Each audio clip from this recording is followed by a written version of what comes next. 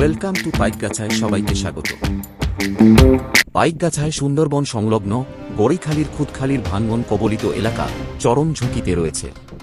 ক্ষতিগ্রস্ত এলাকা ভেঙে যে কোনো মুহূর্তে দুই উপজেলার 5 ইউনিয়নের বিস্তীর্ণ এলাকা প্লাবিত হতে পারে এমন আশঙ্কায় ক্ষতিগ্রস্ত এলাকায় বিকল্প প্রতিরক্ষা বাঁধ নির্মাণ করা হচ্ছে।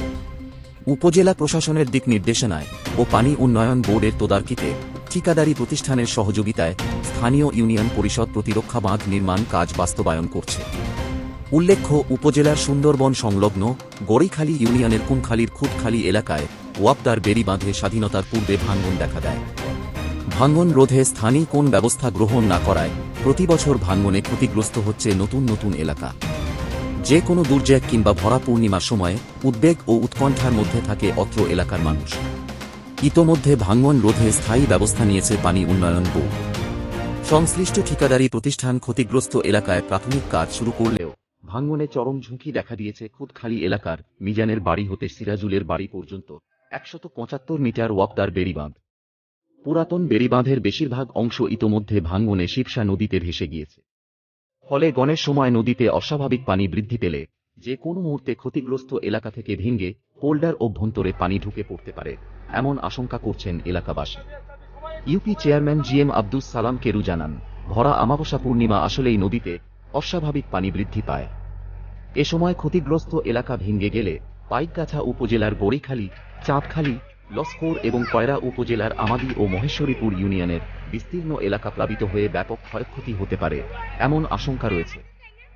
বিষয়টি স্থানীয় সংসদ সদস্য আলহাজ আখতারুজ্জামান বাবু, উপজেলা নির্বাহী অফিসার মমতাজ বেগম ও পানি উন্নয়ন বোর্ড কর্তৃপক্ষকে অবহিত করা হয়েছে।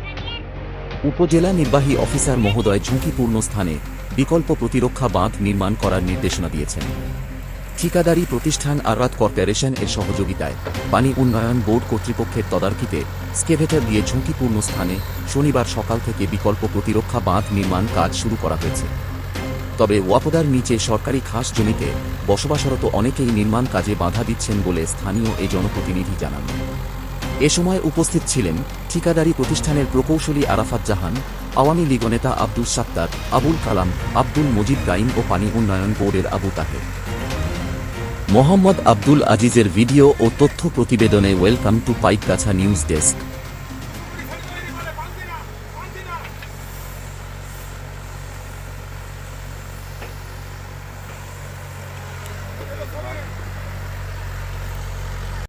আমার ইউনিয়নে গড়িখালি ইউনিয়নের কুমখালি খুদখালি যে ভাঙন, এই ভাঙন অত্যন্ত ঝুঁকিপূর্ণ।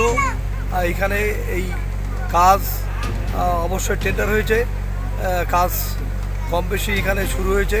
তার আগে আগামী যে গোল আমার গড়িখালি ইউনিয়নের এই খুদখালি যাতে আগামী যে নদীতে পানি উচ্চতা বাড়বে বা গোলের সময় যে উচ্চতা বাড়ে তার জন্য তো অত্যন্ত ঝুঁকি। এই ঝুঁকি এড়ানোর জন্য আমি আমার গড়িখালি ইউনিয়নের এই ঝুঁকিপূর্ণ জায়গাটি আমি এই বিকল্প রিটার্ন বাঁধ দেওয়ার জন্য আমি কাজ শুরু করেছি, যাতে যেন যদি ওই বাঁধ কোনো রকম কোনো দুর্বল বা কোনো রকম কোনো কারণে যদি কোনো সমস্যা হয় তো আমার এই রিটার্ন বাঁধ যেটা আমরা শুরু করেছি, এই রিটার্ন বাঁধ আমার আত্মরক্ষার জন্য কাজ করবে।